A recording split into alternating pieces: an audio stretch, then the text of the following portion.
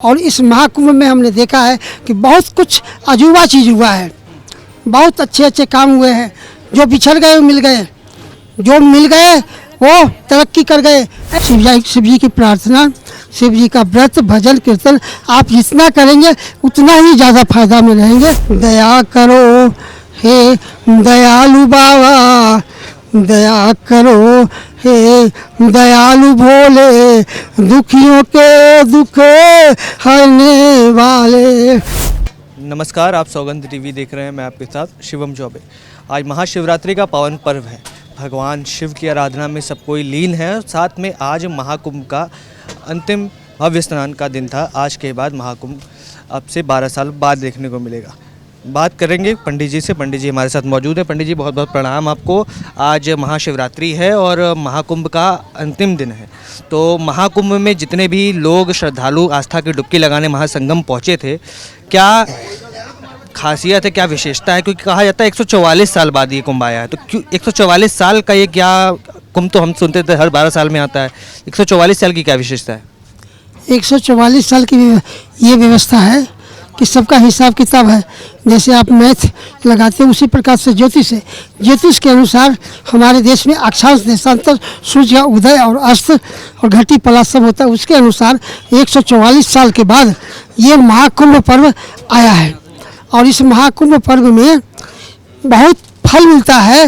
और अमृत मंथन हुआ था। वहाँ से जब अमृत लेके चले तो एक बूंद अमृत प्रयागराज में संगम पर गिरा।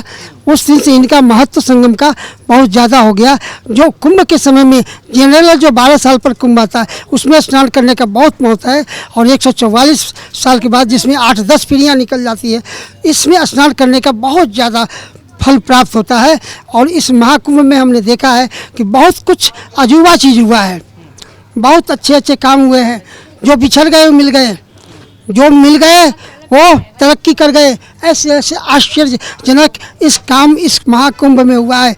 हमारे देश के संपूर्ण कोने कोने से इस महाकुंभ में प्रयागराज में स्नान करने आए और पुण्य को प्राप्त किया है।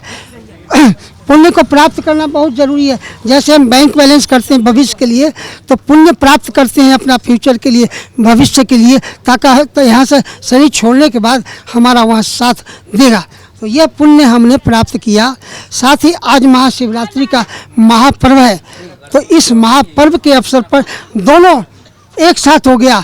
महाशिवरात्रि का व्रत हो गया शिव जी का, और कुंभ महापर्व का स्नान हो गया प्रयागराज में।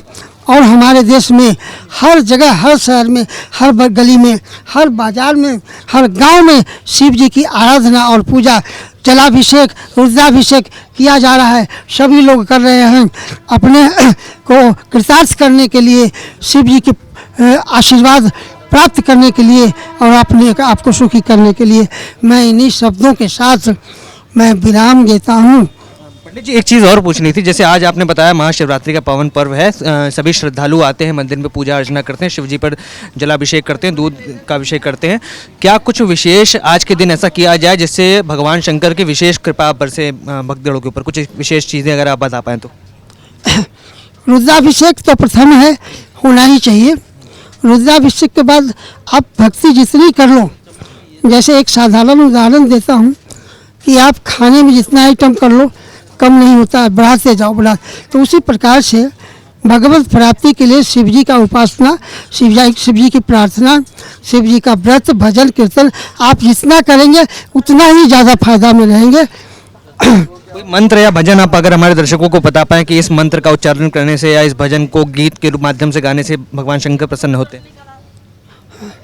नमः शिवाय का मंत्र का जाप करना चाहिए। ओम नहीं लगाना है, ओम नहीं लगाना है। नमः शिवाय केवल शिव जी के लिए होता है, ओम में सारे आ जाते हैं। हाँ, तो नमः शिवाय का जाप करना चाहिए और भोलेनाथ का भजन करना चाहिए। हाँ, भोलेनाथ का भजन।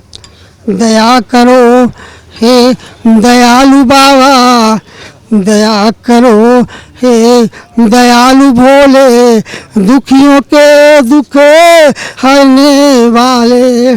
दया करो हे दयालु भोले, दुखियों के दुख हरने वाले।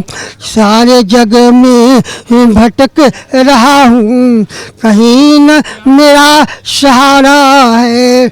मुझे दुखिया को दुख को हर लो, विनती यही हमारी है, विनती यही हमारी भोलेनाथ, विनती यही हमारी है। ओम कर्पूर गौरम करुणावतारम संसार सारम भुजगेन्द्रहारम सदा वसंतम हृदयारविंदे। कर्पूर गौरम करुणावतारम संसार सारम भुजगेन्द्रहारम सदा वसंतम हृदयारविंदे। ये मंत्र सब कोई जानते हैं, सब कोई 2-4 बार 10 बार लेते हैं, लेकिन इसका भाव ये है कि कर्पूर गौरम, कर्पूर की तरह भोलेनाथ पार्वती जी आप गौर है, करुणा के अवतार हैं। कर्पूर गौरम करुणावतारम, करुणा के अवतार मंडान दया के करुणावतार। संसार सारम, पूरे संसार में ब्रह्मांड में व्याप्त है। संसार सारम भुजगेन्द्रहारम, गले में सर्प को माला बना के पहन रखा है। भुजगेन्द्रहारम सदा वसंतम, अंतिम पंक्ति है कि सदा वसंतम हृदयारविंदे। पार्वती जी कहते हैं हे शिव जी आप हमारे हृदय में सदा बसो, निवास करो। और शिव जी कहते हैं पार्वती जी आप मेरे हृदय में निवास करो। अतः मैं कहता हूँ कि हे शिव जी पार्वती जी आप दोनों सदा वसंतम भवम भवानी सदा वसंतम हृदयारविंदे। भवम शिव जी, भवानी पार्वती जी आप मेरे हृदय में निरंतर निवास करें, मेरा कल्याण करें। आप देख रहे हैं सौगंध टीवी, सौगंध वतन की।